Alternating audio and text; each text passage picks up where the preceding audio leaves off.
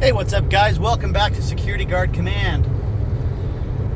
Today I want to talk about something that happens everywhere, right under your nose. It happens constantly. Stay tuned.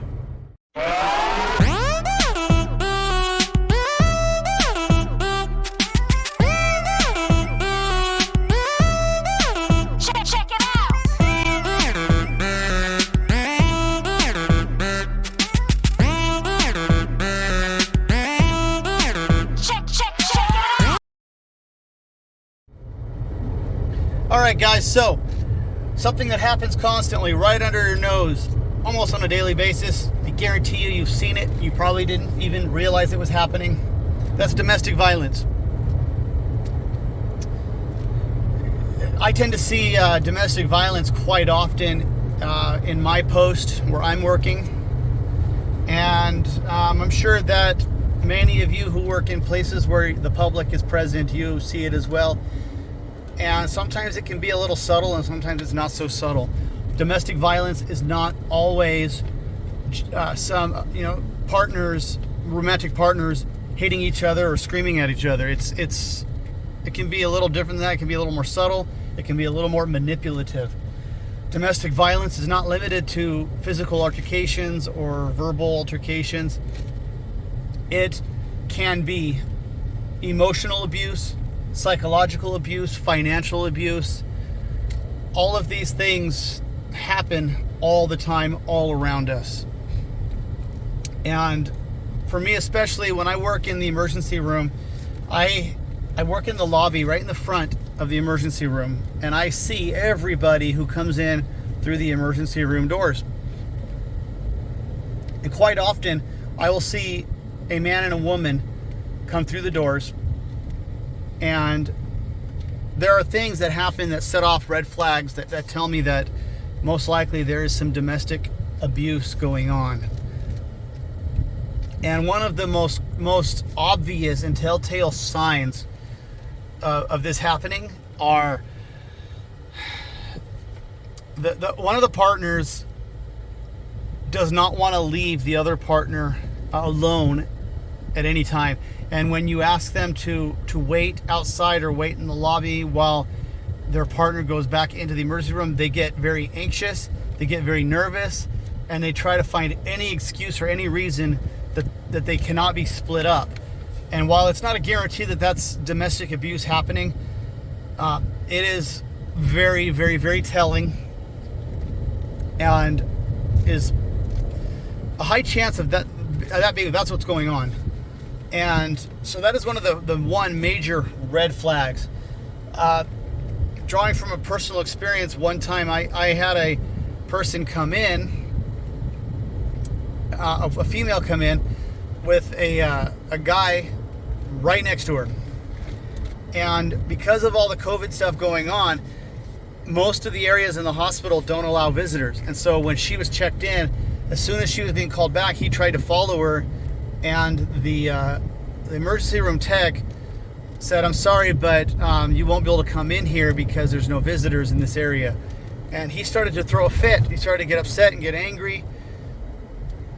She looked very scared at this moment, and it was like he did not want to let her out of his sight. So either one, this was a human trafficking situation, which I don't think that was the case, but very possible that could have been a human trafficking case, or this was a domestic abuse / violence situation, which I think was more likely, because I do think that they were actual romantic partners, and not a trafficking case. But that's also a red flag for trafficking.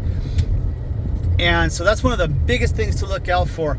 Another thing to look out for is when you see somebody coercing somebody else to do things that it appears they don't want to do, or if they seem to be not happy and they're being resistive to what they're being told. That is a sign of domestic abuse going on. And like I said, it doesn't have to be physical. It can be financial abuse, where somebody is either withholding finances from somebody, or they are forcing somebody to spend finances on them against their will. It could also be it could also be emotional abuse, where they're constantly tearing down a partner, calling them names. And you'll see this a lot too. A lot of times a narcissistic abuser will call somebody names, even in public. They just have no shame. A lot of times they'll keep it private, but they will try to keep their partner in check by calling them names, tearing them down, keeping their self-esteem low. Psychological abuse works in much the same way. They try to destroy their self-esteem, telling them things, nobody else could want you, nobody else is going to help you, you're stuck, you're helpless, you're worthless, all that kind of stuff. All these things are forms of abuse, and it happens all the time, guys. So I wanted to break into the video that I already filmed and add this portion and kind of go more into detail of what emotional abuse is. And it's basically an attempt to frighten, control, and isolate a person.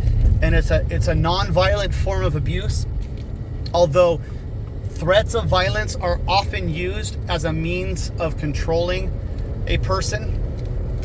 And a lot of times these threats of violence are coupled with an ability to carry out this violence, and that's what makes these threats so effective in controlling a person. And oftentimes it'll manifest itself verbally by the abuser in the form of humiliation, most commonly humiliation, insults, that sort of thing. And so it's very effective in keeping somebody in check and under control, because after enough time and little by little, you tend to chip away and wear away at the person's being, of who they are. They tend to withdraw and internalize within themselves, and oftentimes, and in my honest opinion, these forms of abuse are essentially personality homicide. You are killing who a person is inside. You are destroying their identity, essentially. And that is what an abuser does when non-violent, non-physical abusers, when they psychologically and emotionally abuse somebody, they are destroying the person's identity. Working in a hospital, we are required reporters. So if we have reasonable suspicion of domestic abuse occurring, we are required to report it. And so we have to watch out for these signs, and we get extra training for this stuff. But guys, watch out for this stuff on your post as well. I don't recommend that you get involved, but I do recommend that you do make a report. And if you need be, call law enforcement if you are witnessing abuse happening and it's clear-cut abuse. I do recommend that you call law enforcement. I don't know that a lot is going to happen, but law enforcement, when a lot of times what happens when law enforcement arrives is that the abused partner will just say that everything's fine and that nothing is going on. And without a victim, there's no crime in this case, and there's not a whole lot that police can do. So the only thing that would happen here then is that possibly a report would be made for the call that was generated, and maybe their names would get put on it, and it gets put. Then if anything ever happened again where police were involved, they may be able to see that police were involved with their situation before. Who knows? There's not a whole lot security can do, unfortunately. Not a whole lot law enforcement can do unless the victim is willing to step forward and press charges against their abuser. A lot of times the psychological abuse is so severe that they literally are prevented from even pressing charges for many reasons. Either they're in fear for their safety, in fear for themselves, in fear for their children.